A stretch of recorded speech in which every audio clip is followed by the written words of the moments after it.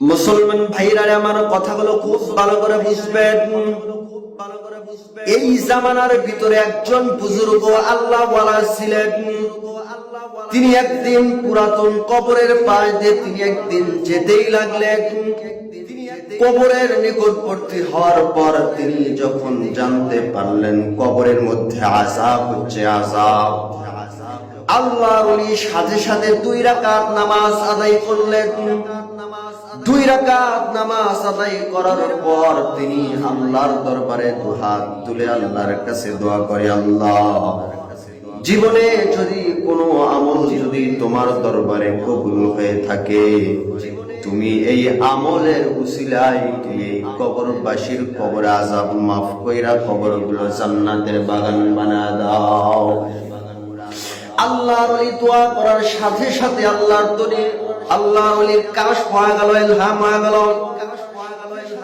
তিনি দেখতেছেন কবরের মধ্যে অধিকাংশ মানুষ কষ্টের মধ্যে আছে।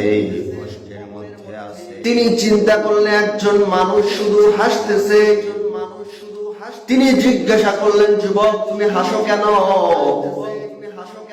বলে, ও আল্লাহর ওলি, আপনি তেলাওয়াত করেছেন, নামাজ পড়েছেন, আপনার সওয়াব নেওয়ার জন্য হাজার হাজার লোক দ্বারা সিরিয়াল ধরেছে, আমি সিরিয়াল ধরি নাই। এই জন্য কেন ধরেন নাই? এই জন্য সিরিয়াল ধরি নাই যে আমি দুনিয়ার ভিতরে আমার একটা সন্তান দুনিয়ার ভিতরে রেখে আসছি। যে সন্তান প্রতিদিন 5 ওয়াক্ত নামাজ পড়ে, 5 বেলা নামাজ পড়ে পড়ে আমি আমার জন্য দোয়া করে, আর যার কারণে আল্লাহ তাআলা আমাকে শান্তিতে রাখছে, সুখে রাখছেন। আল্লাহর বান্দা তিনি কাশফ ভেঙে গেল। তিনি সকালবেলা খুঁজতেছে, খুঁজতে খুঁজতে ওই বান্দাকে, ওই যুবকের ছেলেকে খোঁজার জন্য তিনি রওনা দিলেন। হাঁটি হাঁটি পা পা করে যখন খুঁজতেছে, খুঁজতে খুঁজতে এক পর্যায়ে মুসলমান ভাইরা আমার, এক পর্যায়ে দেখলেন একজন দোকানওয়ালা, দোকানে অনেক ভিড় জমায় আছে। তিনি দূর থেকে দীর্ঘক্ষণ পর্যন্ত তিনি দাঁড়ায় আছেন। এভাবে যখন কিছুক্ষণ যাওয়ার পর যখন দোকানে ভিড় কমে গেল, আল্লাহর বুজুর্গ বলেন, আমি হাঁটি হাঁটি পা পা করে যখন ওই দোকানের নিকটবর্তী হয়ে গেলাম, দোকানের নিকটবর্তী হওয়ার পর আমি দেখতেছি ওই দোকানওয়ালা যেন কি যেন পড়তেছে। তার হাতের মধ্যে একটা কোরআনের কপি রাখা আছে, সে কি যেন তেলাওয়াত করতেছে। আমি ধীরে ধীরে আরো নিকটবর্তী হয়ে গেলাম। নিকটবর্তী হওয়ার পরে আমি দেখলাম সে কি যেন তেলাওয়াত করে করে আল্লাহর দরবারে হাত তুলে বলতেছে, আল্লাহ, আয় আল্লাহ, যা তেলাওয়াত করলাম, আল্লাহ, আমার বাবা দুনিয়া থেকে চলে গেছে, অন্ধকার কবরে চলে গেছে, জানি না কি হালতে, কোন হালতে আছে। আয় আল্লাহ, যা তেলাওয়াত করলাম, যা সওয়াব হয়, আল্লাহ আমার বাবার কবরে পৌঁছা দাও, আমার বাবার কবরে আযাব মাফ করে দাও। আল্লাহর ওলি দেখে চলে আসলেন। কিছুদিন পর আল্লাহর ওলি হাঁটি হাঁটি পা পা করে যখন আবার ওই কবরস্থানের ভিতরে রওনা দিচ্ছেন, ওই কবরস্থানের ভিতরে রওনা দেওয়ার পর আল্লাহর ওলি আবার দেখলেন যে কবরের মধ্যে আযাব হচ্ছে আযাব। আল্লাহর ওলি সূরা ইখলাস তেলাওয়াত করলেন, সূরা ফাতিহা তেলাওয়াত করলেন, করে আল্লাহর ওলি ধ্যানে মগ্ন হয়ে গেলেন। আল্লাহর ওলি দেখতেছেন যেই যুবককে দেখলাম খুব হাসি খুশির মধ্যে আছে, ওই যুবকটা আজকে সওয়াব নেওয়ার জন্য আগে সিরিয়াল ধরেছে। আল্লাহর ওলি বুজুর্গ আশ্চর্য হয়ে গেলেন। গতকাল যেই যুবককে দেখলাম খুব হাসি খুশির মধ্যে আছে, কিন্তু আজকে আজি একই কাণ্ড, ওই যুবকটা আগে সিরিয়াল ধরে আছে। আল্লাহর ওলি জিজ্ঞাসা করলেন, যুবক, তুমি গতকাল যেই তুমি শান্তিতে আছো, তুমি আমার এই সওয়াব নেওয়ার জন্য তুমি আগে আসলা না, কিন্তু তুমি আজকে তুমি সওয়াব নেওয়ার জন্য তুমি আগে সিরিয়াল ধরেছো, কারণ কি? যুবক ডেকে ডেকে বলে, ওগো আল্লাহর ওলি, দুনিয়ার ভিতরে আমি যে সন্তান দুনিয়ার ভিতরে রেখে আসছি, ওই সন্তান গন্দি 5 ওয়াক্ত নামাজ পড়ে পড়ে আমার লাইগে দোয়া করে আমার কবরে সব পৌঁছা দেয়। কিন্তু গতকাল এই সন্তান দুনিয়ার মধ্যে আর জীবিত নাই, এই দুনিয়া থেকে চলে গেছে, দুনিয়া থেকে চলে গেছে আখিরাতের জগতে। যার কারণে আমার আর এই সব আমার সন্তান আমাকে পৌঁছা দেয় না। ও বুজুর্গ আল্লাহর ওলি, এই জন্য আমি আপনার এই সব নেওয়ার জন্য আমি সর্বপ্রথম সিরিয়াল ধরেছি। এই কথা বলার সঙ্গে সঙ্গে কিছুক্ষণ পর লক্ষ্য করলেন, বুজুর্গ লক্ষ্য করলেন, ওই যুবকের পাশে একজন বৃদ্ধ বাবা বসে আছে। বসে থেকে কান্না করে। আমি জিজ্ঞাসা করলাম, বাবা আপনি কেন কান্না করেন? আল্লাহর বান্দা যুবক বৃদ্ধ বাবাজি ডেকে ডেকে বলে, বাবা ওগো আল্লাহর ওলি, কে তুমি? তোমারে আমি চিনি না, তোমার পরিচয় কি তাও আমি জানি না, তবে তোমাকে আমি একটা কথা বলে দিয়ে যাই, এই কথাটা আমার একটু উপকার কইর। কি কথা? ওই বৃদ্ধ বাবা ডাক দেয় বলে, ওগো আল্লাহর ওলি, দুনিয়ার মধ্যে আমি একটা দুনিয়ার সন্তান দুনিয়ার ভিতরে রেখে আসছি। ওই সন্তান বড় নিমুখ হারাম সন্তান। এই মিয়া সন্তান দুনিয়ার ভিতরে শুধু গুনাহ করে আর গুনাহ করে। ও আল্লাহর ওলি, আমি তোমার কাছে বলে দিয়ে যাই, তোমারে চিনি না বাবা, তবে তুমি গিয়া আমার ওই মিয়াকে বইল তোমার বাবা খুব কষ্টের মধ্যে আছে, আমার লেগে একটু দোয়া করো। আল্লাহর ওলির কাশপ ভেঙে গেল। আল্লাহর ওলি হাঁটি হাঁটি পা পা করে গ্রামের মধ্যে খুঁজতেছে ওই মিয়াকে। এক পর্যায়ে লক্ষ্য করে দেখে একটা পুকুরের মধ্যে তার মিয়া গোসল করতেছে। আল্লাহর ওলি ডাক দিলেন, বাবা এদিকে আসো। মিয়া যখন সামনে আসলো, ডেকে বলে, বাবা তোমার বাবা ইন্তেকাল করেছে নাকি? বলে হ্যাঁ। ওই কবরস্থানের মধ্যে রাখা হয়েছে নাকি? বলে হ্যাঁ। বলে তোমার বাবা অনেক, তোমার বাবার নাম কি? বলে হ্যাঁ। বলে বাবা তোমার বাবা অনেক শান্তিতে নাই, অনেক কষ্টের মধ্যে আছে বাবা, কবরের মধ্যে আযাব হচ্ছে। তোমার বাবা আমাকে বলে দিয়েছে তুমি কিছু দোয়া করো, তোমার বাবার নামে কিছু সাদকা করো, তোমার বাবার কবরে আযাব মাফ হয়ে যাবে। এই কথা বলার সঙ্গে সঙ্গে মিয়া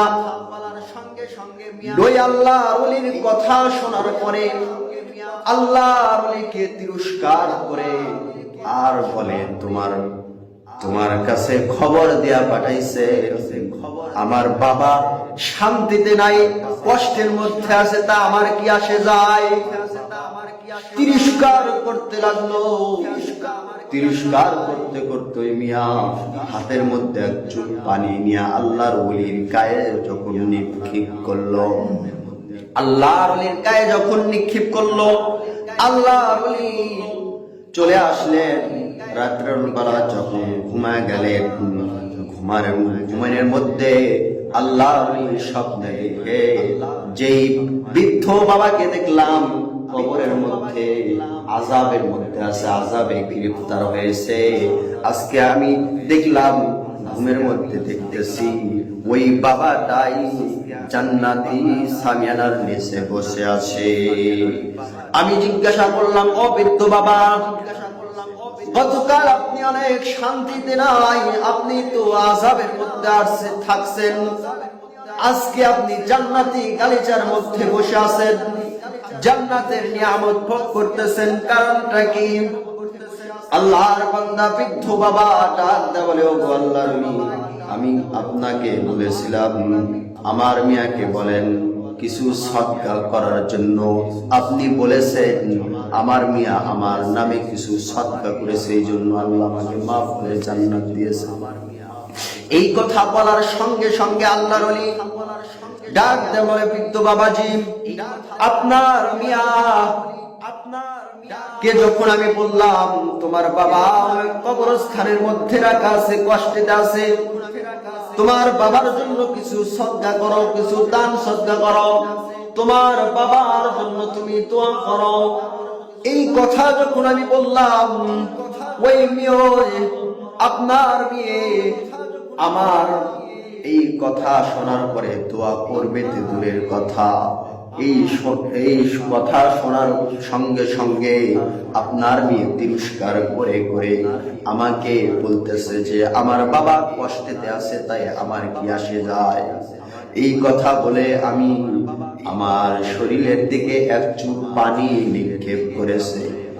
এই কথা বলার সঙ্গে সঙ্গে ওই বৃদ্ধ বাবাজি ডাক দিয়ে বলতেছেন, ও গো আল্লাহর ওলি শুনে নেন, আমার মিয়া যখন আপনাকে যখন ভর্ৎসনা করে আপনাকে যখন তিরস্কার করে যখন এক চুল পানি যখন আপনার শরীরে নিক্ষেপ করেছেন, ও গো আল্লাহর ওলি, ওই সময় জমিনের ভিতরে একটা ফাঁকা জমিনের মধ্যে একটা ব্যাঙ রাখা ছিল। ব্যাঙ, ওই ব্যাঙটা দীর্ঘদিন পর্যন্ত পানি পায় না।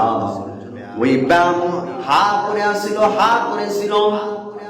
আমার মেয়ে যখন তিরস্কার করে আপনাকে যখন পানি নিক্ষেপ করেছে, ওই পানি নিক্ষেপ করার সাথে সাথে ওই ব্যাঙটা হা করেছিল। আপনার শরীরে পানি না লেগে ওই ব্যাঙের মুখের মধ্যে যখন চলে গেছে, ব্যাঙ তৃষ্ণা ছিল, ব্যাঙ পিপাসা লাগছিল, আল্লাহর কাছে দোয়া করেছিল।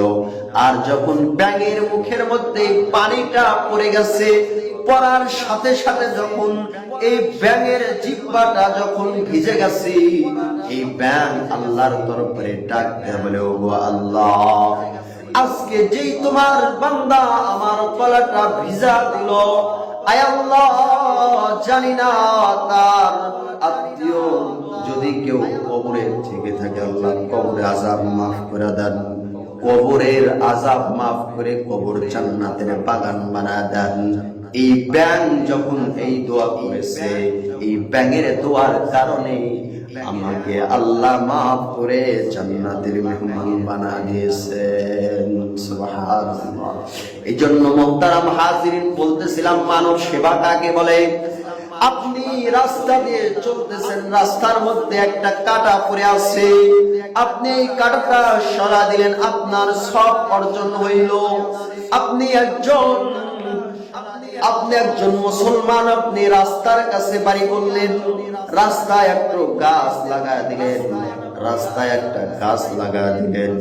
ওই গাছ যখন বড় হবে, হাজার হাজার মানুষ ওই গাছের তলায় আশ্রয় নেবে। রৌদ্র যখন শুরু হয়ে যাবে, মানুষ ওই গাছের যখন আশ্রয় নিবে, আপনি সব পাইতে থাকবেন। আপনি একজন ছাত্রকে, আপনি একজন হক্কানি ওলামায়ে কেরামকে মহব্বত করলেন, আপনি একজন গরিব অসহায়কে চারটো খানা দিলেন, কিয়ামত পর্যন্ত আপনি সব পাইতে থাকবেন। আপনি একটা মসজিদে 5 টাকা সদকা করলেন, দান করলেন, আপনার যখন মওত হয়ে যাবে, ওই সব আপনার ইসালে সব জারি থাকবে, আপনি পাইতে থাকবেন। শুধু তাই নয়, আপনি 1 টাকা সদকা করলেন, রাস্তায় একটা টিউবওয়েল বসিয়ে দিলেন, আপনার যখন ইন্তেকাল হয়ে যাবে, আপনি কবরে চলে যাবেন, কেউ আপনার সঙ্গে হবে না। হাজার হাজার মানুষ আসবে, এই টিউবওয়েলের পানি খাওয়ার জন্য আসবে। মানুষ যখন তৃষ্ণার্ত হয়ে যাবে, পিপাসা অবস্থায় মানুষ যখন এই টিউবওয়েলের রাস্তার ধারে টিউবওয়েলের পানি যখন পান করবে, এই পানি পান করবে আর আপনার জন্য দোয়া করবে, আর এই সব আপনি মৃত্যুর পরে বসে থেকে থেকে কবরের মধ্যে পাতেই থাকবে। এই জন্য সর্বহালতে মানুষের উপকার করার চেষ্টা করবেন, মানুষের ক্ষতি করা যাবে না, কারণ মানুষের ক্ষতি করলে আল্লাহ বরদাস্ত করতে পারে না। আল্লাহ রাব্বুল আলামিন আমাদের সকলকে বোঝার তৌফিক দান করুন।